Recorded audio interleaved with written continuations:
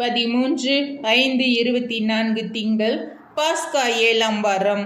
முதல் வாசகம். நீங்கள் நம்பிக்கை கொண்டபோது தூய ஆவியால் ஆட்கொள்ளப்பட்டீர்களா? திருத்தூதர் பணிகள் நூலிலிருந்து வாசகம். அதிகாரம் 19, இறைவசனங்கள் 1 முதல் 8. அப்பல்லோ கொரிந்தியில் இருந்தபோது பவுல் மலைப்பாங்கான பகுதி வழியாக எபேசு வந்தார்.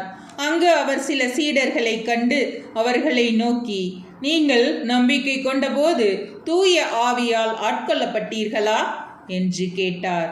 அதற்கு அவர்கள், தூய ஆவி என்னும் ஒன்று உண்டு என்று கூட நாங்கள் கேள்விப்பட்டதில்லையே என்றார்கள்.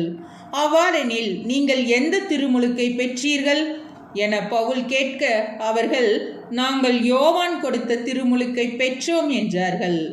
அப்பொழுது பவுல், யோவான் மனமாறிய மக்களுக்கு திருமுழுக்கு கொடுத்து தமக்கு பின்வரும் இயேசுவிடம் நம்பிக்கை கொள்ளுமாறு கூறினார் என்றார். இதை கேட்ட மக்கள் ஆண்டவராகிய இயேசுவின் பெயரில் திருமுழுக்கு பெற்றனர். பவுல் அவர்கள் மீது கைகளை வைத்ததும் தூய ஆவி அவர்கள் மேல் இறங்கியது.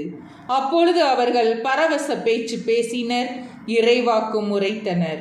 அங்கு ஏறக்குறைய 12 பேர் இருந்தார்கள். பின்பு பவுல் தொழுகை கூடம் சென்றார். அங்கு அவர் 3 மாதங்கள் இறையாட்சி பற்றி துணிவுடன் மக்களோடு பேசி அவர்களோடு விவாதித்து அவர்களை நம்ப செய்தார்.